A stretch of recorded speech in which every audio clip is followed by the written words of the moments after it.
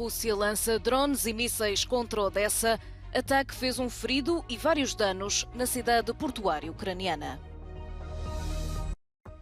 Refugiados arménios de Nagorno-Karabakh estão a chegar à Arménia pela primeira vez desde que o Azerbaijão lançou uma ofensiva para assumir o controle do território. NASA recolhe maior amostra de sempre de um asteroide. Cientistas vão investigar a origem da vida.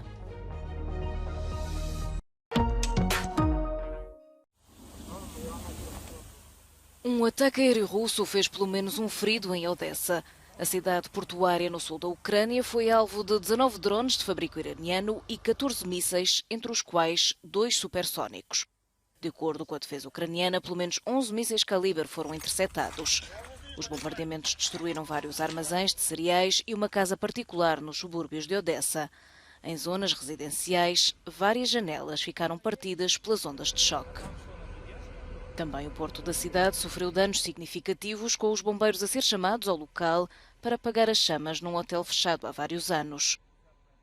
Já no território russo, um edifício administrativo da cidade de Kursk terá sido atingido por drones ucranianos. De acordo com o governador local, não houve registro de vítimas. O Ministério Russo da Defesa revelou ter interceptado, durante a noite do domingo, um total de 8 drones vindos da Ucrânia.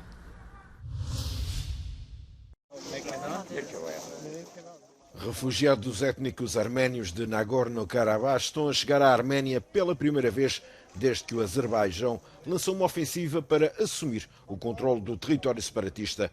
Algumas dezenas de residentes, principalmente mulheres, crianças e idosos, chegaram ao centro de acolhimento criado pelo governo arménio.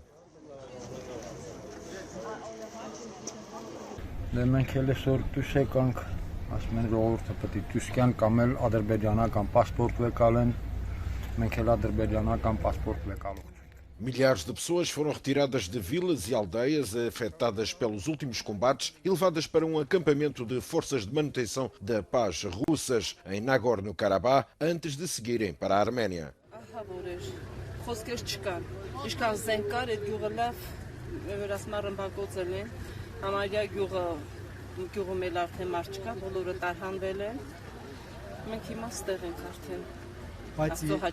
O Azerbaijão retomou a área habitada por cerca de 120 mil arménios e diz que quer reintegrá-los como cidadãos iguais. As tropas do Azerbaijão dizem que estão a conduzir um processo de desmilitarização.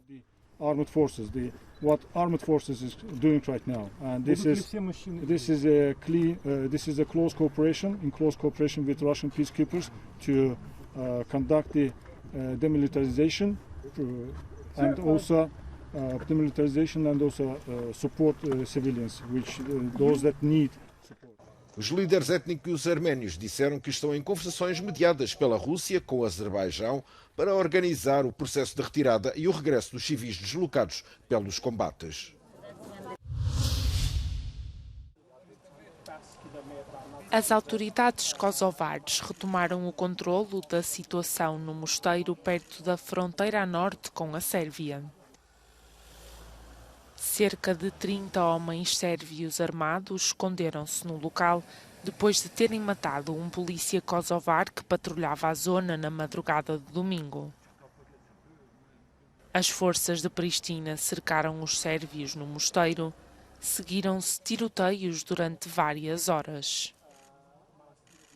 Ao final do dia, o ministro do Interior kosovar confirmou o fim do confronto no norte do país e a morte de 3 dos atacantes. Belgrado negou qualquer responsabilidade relativamente ao sucedido. Disse que os agressores eram sérvios do Kosovo. O primeiro-ministro do país atribuiu as culpas ao governo sérvio e considerou a emboscada um ato de terrorismo. Josep Borrell, chefe da diplomacia da União Europeia, condenou o ataque. O presidente da Sérvia disse que nunca vai reconhecer a independência do Kosovo.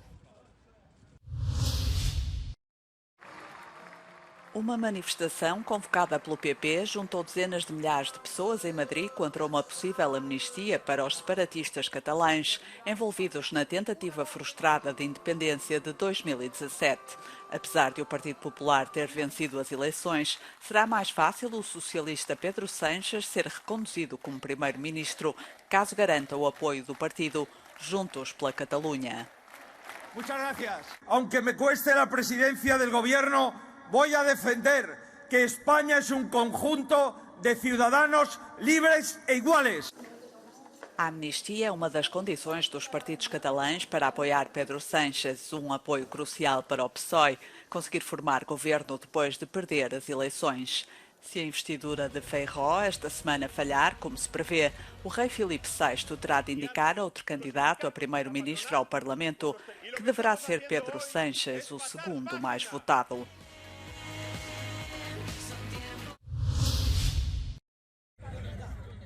A Igreja Católica celebra este domingo o Dia Mundial do Migrante e do Refugiado, uma celebração que acontece desde 1914. Este ano a data coincide com o agravamento da crise migratória na Europa.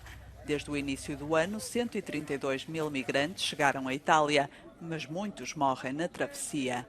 Migrare dovrebbe essere una scelta libera, mai l'unica possibile. Purtroppo miseria, guerra e crisi climatica costringono tante persone a fuggire. Perciò siamo tutti chiamati a criare comunità pronte e aperte ad accogliere. Mas a crise migratória não se limita à Europa. Também na região de Darién, usada para viajar para a fronteira sudoeste dos Estados Unidos, o fluxo de migrantes, na maioria venezuelanos, está a aumentar. Foram mais de 389 mil pessoas entre 1 de janeiro e 21 de setembro deste ano. Semanas de pressão política e protestos parecem ter tido o efeito desejado. O presidente de França anunciou na noite de domingo que o país vai retirar o seu embaixador e as suas tropas do Níger. A decisão de Macron vem na sequência do golpe de Estado de julho no país africano. France is ending its military cooperation with Niger and withdrawing all its troops from the country. The announcement was made by French President Emmanuel Macron late on Sunday during an interview during which he also said that the French ambassador to the country would be returning home. He repeatedly said that France's sole objective in the region was to fight terrorism and that the authorities now in charge of Niger were, quote, friends of trouble.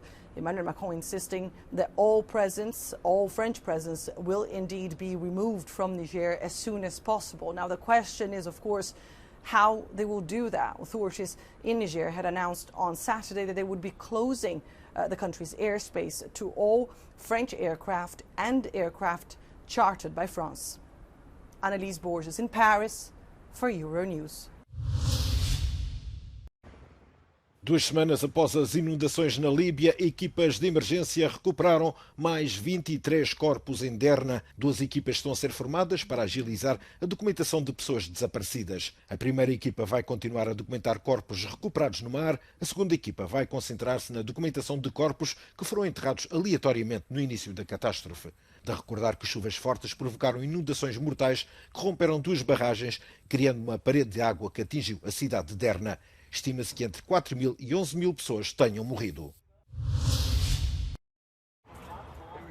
Os principais estúdios de cinema e televisão e os argumentistas de Hollywood chegaram a um acordo de princípio para acabar com greve de quase 5 meses.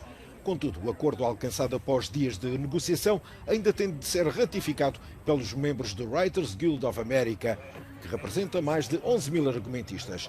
Entretanto, continua a greve dos atores, dado que não foram retomadas as negociações entre o Sindicato dos Atores e os estúdios.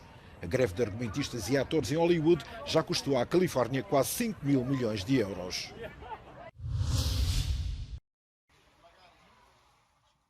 Morreu o antigo chefe da máfia siciliana.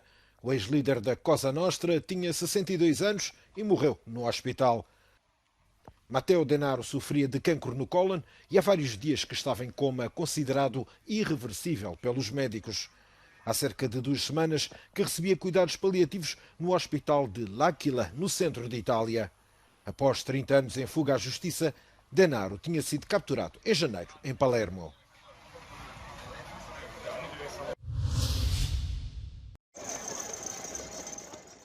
Ativistas ambientais invadiram a Maratona de Berlim no domingo. Lançaram tinta e deitaram-se na estrada antes do início da prova. Os manifestantes foram afastados pela polícia. Os ativistas pelo clima, conhecidos como Última Geração, dizem que o mundo está numa situação de emergência e que os políticos têm de agir. Mais de 45 mil pessoas participaram na corrida de 42 km, onde a etíope Tigst Assefa bateu o recorde mundial feminino. Pela primeira vez na história da NASA, a Agência Espacial dos Estados Unidos conseguiu recolher e trazer para a Terra uma amostra de um asteroide. Os cientistas preparam-se agora para embarcar numa viagem no tempo de 4.500 milhões de anos. Através das rochas e poeiras do Bennu, assim se chama o astro, os investigadores esperam encontrar respostas sobre a formação do sistema solar e da origem da vida. The key objective for me, and one of the driving objectives of this program, is to try to understand, did carbon-rich asteroids like Bennu deliver the compounds that may have led to the origin of life on our planet, the origin of Earth as a habitable world? And so we don't want biological organisms interacting with this, so we plan to exclude it from any contact with bacteria or anything else that might compromise our scientific investigation. A NASA lançou a missão Osiris-Rex para conhecer Bennu em setembro de 2016. Mas o local para recolher as amostras só viria a ser encontrado 4 anos depois. 250 gramas de asteroide, a maior amostra alguma vez recolhida, aterraram este domingo no deserto do Utah, nos Estados Unidos.